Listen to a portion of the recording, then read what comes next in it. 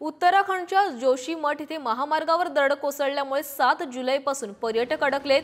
देशभरासह महाराष्ट्रातील शेकडो पर्यटक जोशीमठ येथे अडकलेले असून त्यात कोल्हापुरातलेही काही पर्यटक आहेत। बद्रीनाथ जोशीमठ महामार्गावर वाहनांच्या तब्बल 10 किलोमीटरपर्यंत रांगा लागल्यात। अडकलेल्या पर्यटकांना आर्मीकडून जेवणाची सोयही केली जातीये। अडकलेल्या सर्वच पर्यटकांची आर्मीकडून काळजीही घेतली जातीये। दरड बाजूला करण्याचंही काम युद्धपातळीवर सुरू आहे।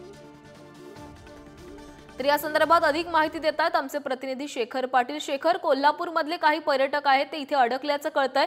नेमके हे पर्यटक किती आहेत आणि तेथील त्या परिस्थितीची काही त्यांच्याकडून माहिती प्राप्त झाली आहे का?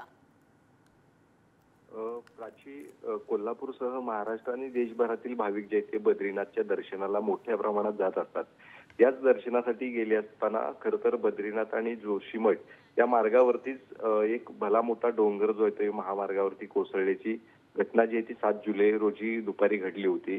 त्यानंतर जे पर्यटक जे आहेत या ठिकाणी अडकून असल्याचं पाहायला मिळतं, ज्यामध्ये कोल्हापूरची काही पर्यटक आहेत ज्यांनी आपल्याला ही सगळी माहिती जी आहे ती दिलेली आहे। त्या सर्वांची सोय जी आहे ती आर्मीकडून खरं तर केली जाते। जेवणाची सोय असू दे, काहींना तर राहण्याची टेंटद्वारे देखील सोय जी आहे ती आर्मी विभागाकडून खरं तर करण्यात आलेली आहे।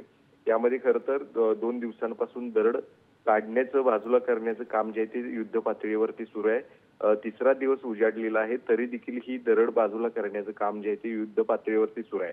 अजूनही काही तास जे आहे ती ही दरड बाजूला करण्यासाठी लागण्याची शक्यता आहे आणि त्यानंतर खऱ्या अर्थाने हा मार्ग जो आहे तो मोकळा होईल। मात्र अजूनही त्या ठिकाणी मोठ्या प्रमाणात पर्यटक जे आहे ते अडकून आहेत।